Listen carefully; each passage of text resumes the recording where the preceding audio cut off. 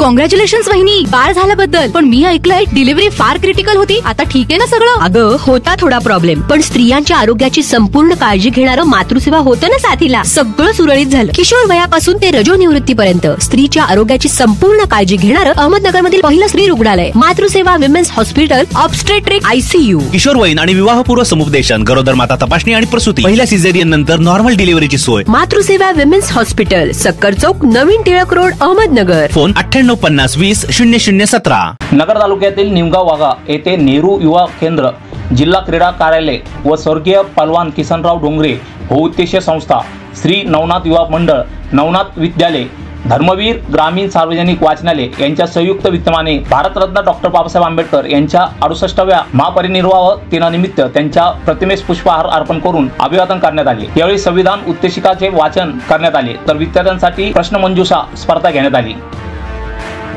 पारनेर तालुक्यातील महसेन सुलतानपूर येथील गट नंबर 39 मध्ये शेतजमिनीवरती झालेल्या नियमबाह्य प्लॉटिंगचे खरेदी खत सक्षम पंचनामा करून रद्द करण्याच्या मागणीसाठी उपोषणानंतर दिलेल्या आश्वासनाची पूर्तता न केल्याने जिल्हाधिकारी कार्यालयासमोर अन्याय निवारण निर्मूलन सेवा समितीच्या वतीने 23 डिसेंबर रोजी जागरण गोंधळ आंदोलन करण्याचा इशारा संघटनेचे जिल्हाध्यक्ष अरुण रोडे यांनी दिला आहे. तर या प्रकरणी जाणीवपूर्वक कुठलीही कारवाई न करणाऱ्या श्रीगोंदा पारनेर उपविभागीय अधिकारी यांच्यावरती दप्तर दिरंगाई कायद्यान्वये कारवाई करण्याची मागणी जिल्हाधिकाऱ्यांकडे निवेदनाद्वारे करण्यात आली आहे.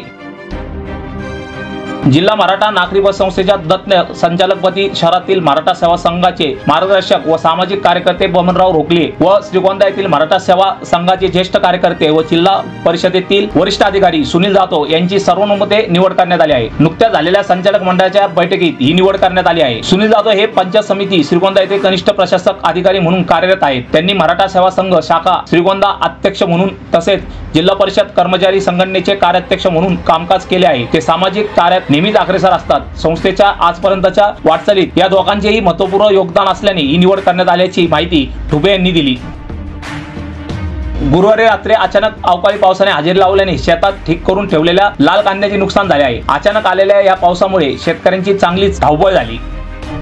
पारनेर पंचायत समितीच्या कार्यालयात बेकायदेशीरपणे आपले सरकार सेवा केंद्र या विभागाचा करार जून 2024 मध्ये संपलेला असून देखील कोणाच्या आशीर्वादाने चालू आहे व या केंद्रामध्ये अनेक ग्रामसेवकांच्या व सरपंचाच्या डिजिटल सही शिक्क्याचा अनधिकृतपणे वापर करून खाजगी मालकीच्या संगणकाद्वारे सरकारी बँक खात्यावरील निधी स्वरूपातील पैसा विविध कॉन्ट्रॅक्टदारांच्या खात्यावरती वर्ग केला जात आहे. ही अत्यंत गंभीर बाब असल्याने हे प्रकरण तत्काळ थांबवून संबंधितांवर गुन्हे दाखल करण्याच्या मागणीसाठी शिवप्रसार संघटनेचे युवा तालुका प्रमुख गोरक्षनाथ आडाव यांनी पारनेर पंचायत समिती गट विकास अधिकारी यांना निवेदन दिले आहे. मुख्यमंत्री सहाय्यता निधीतून राज्यातील 288 आमदारांमध्ये सर्वाधिक मदत मिळवून देण्याचा बहुमान प्राप्त केलेल्या खासदार निलेश लंके यांनी संसदेत जाऊन 6 महिन्यातच राज्याप्रमाणेच दमदार कामगिरी केली आहे. 6 महिन्यामध्ये 26 रुग्णांना त्यांनी 61,22,500 रुपयाची मदत विविध रुग्णांना खासदार निलेश लंके यांच्या शिफारशीवरून पंतप्रधान सहाय्यता निधीतून करण्यात आले आहे. राज्यातील नव्या सरकारच्या शपथविधीनंतर आता मंत्रिमंडळाच्या विस्ताराचे वेध लागले असून संख्याबळानुसार एकनाथ शिंदे यांच्या शिवसेनेला 10 तर अजित पवार यांच्या राष्ट्रवादी काँग्रेसला 7 कॅबिनेट खाती देण्याचा विचार सुरू असल्याचे समजते. भारतीय जनता पक्षाचे सर्वाधिक आमदार निवडून आल्याने त्यांचा मंत्रिमंडळातील वाटाही तेवढाच मोठा असण्याचे संकेत आहेत. राष्ट्रवादीचे संभाव्य मंत्री छगन भुजबळ, धनंजय मुंडे, आदिती तटकरे, संजय बनसोडे, धर्मराम बाबा आत्राम, अनिल पाटील, मकरंद पाटील, राज्यमंत्रीपदी संग्राम जगताप, इंद्रनील नाईक, सना मालिक विश्वसनीय सूत्रांनी दिलेल्या माहितीनुसार यांची नावे निश्चित झाले आहे. विधानसभा आमदारांचा शपथविधी सुरू झाल्यानंतर अहिल्यानगर जिल्ह्यातील 4 आमदारांनी आज आमदारकीची शपथ घेतली. आमदार संग्राम जगताप, आमदार शिवाजीराव कळिले, आमदार काशीनाथ दाते आणि आमदार मोनिका राजळे या अहिल्यानगर जिल्ह्यातील 4 आमदारांनी शपथ घेतली. ईव्हीएमला विरोध करण्यासाठी महाविकास आघाडीच्या आमदारांनी शपथविधी प्रक्रियेवरती बहिष्कार टाकला आहे. विधिमंडळाच्या विशेष अधिवेशनाला शनिवारपासून सुरुवात झाली. विधानसभेचे हंगामी अध्यक्ष कालिदास कोळंबकर यांनी प्रक्रियेला सुरुवात केली. मात्र विधानसभेमध्ये महाविकास आघाडीच्या आमदारांनी शपथ घेतली नाही. नियमानुसार जोपर्यंत विधानसभेमध्ये शपथ घेतली जात नाही तोपर्यंत उमेदवाराला अधिकृत आमदार गृहीत धरले जात नाही. त्यामुळे शपथ न घेणाऱ्या उमेदवारांचे काय होणार असा प्रश्न आता उपस्थित होत आहे. आज महाविकास आघाडीने हा निर्णय घेतलाय की आजच्या दिवसासाठी आम्ही जी आमदारांची शपथ असते ती घेतलेली नाहीये, निषेध म्हणून. कारण एकंदर आपण पाहतोय राज्यात जे वातावरण असायला पाहिजे होतं, एखादं सरकार जेव्हा एवढ्या बहुमताने निवडून येतं तेव्हा वातावरण उत्साहाचं असतं, जल्लोष असतो, साजरं करत असतात सगळे. पण कुठेही जल्लोष दिसत नाही, कुठेही कोणी साजरं करत नाहीये. आणि मनात हाच प्रश्न पडतो जो आम्ही आधी पण विचारलेला होता की हे जे मॅन्डेट आहे हे जनतेने दिलेलं मॅन्डेट आहे की निवडणूक आयोगाने दिलेलं मॅन्डेट आहे, ईव्हीएमने दिलेलं मॅन्डेट आहे. मध्यंतरीच्या काळात आपण पाहिलं असेल, काँग्रेस असेल किंवा आम्ही सगळेच असू, आम्ही वेगळ्या वेगळ्या माध्यमातून निवडणूक आयोगाकडे आमचे प्रश्न उपस्थित केलेले आहेत. जे जनतेच्या मनातले प्रश्न आहेत ते देखील उपस्थित केलेले आहेत. आणि आम्ही राजकीय पक्ष म्हणून जेव्हा असे प्रश्न उपस्थित करतो, तसंच मार्केटवाडी नावाचं जे गाव आहे तिथे देखील स्थानिक जनतेने मॉकपोल मागितला होता. मॉकपोलची पूर्ण तयारी झाली होती आणि हे सगळं निवडणुकीनंतर होतं. म्हणजे निकाल आले होते, तिकडे आपण पाहिलं असेल जिंकलेले जे उमेदवार आहेत, जे आमदार झालेले आहेत, त्यांनी देखील तिथे पाठिंबा दिला होता. कारण हा मॉकपोल जनतेच्या मनात देखील जो शंका आहेत ते उत्तर देणारं होतं.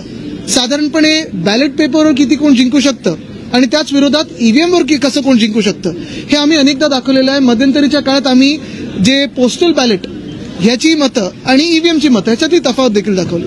पण काल परवाकडे आपण पाहिलं की नुसतं कर्फ्यूच नाही त्या गावामध्ये, तर कर्फ्यूच्याही पुढे जाऊन काल रात्री मला वाटतं काही अटका देखील सुरू झालेल्या आहेत. 20 जणांना अटका झालेल्या आहेत. आणि लोकशाही ज्या माध्यमातून आम्ही जिंकून आलो, बघा आम्ही सगळे जो आज निषेध करत आहोत, आम्ही काही हरलेले आमदार नाही आहोत, हरलेले उमेदवार नाही आहोत, आम्ही जिंकून आलो तरी देखील आमच्या मनात जी शंका ईव्हीएम बद्दल आहे, जी निवडणूक आयोगाबद्दल आहे, ही आज व्यक्त करत आहोत. आणि म्हणून आज आम्ही निषेध म्हणून शपथ घेत नाही आहोत. जनतेचा मान राखून, जनतेच्या मनात जी शंका आहेत त्याचा मान राखून आम्ही आज शपथ घेत नाही आहोत. महत्वाची गोष्ट हीच ठरेल की लोकशाहीचा जो लॉंग मार्च आहे, लोकशाहीचा जो आपण पाहत असाल एक मोर्चा आम्ही हाती घेणार आहोत, इथपासून सुरुवात होते.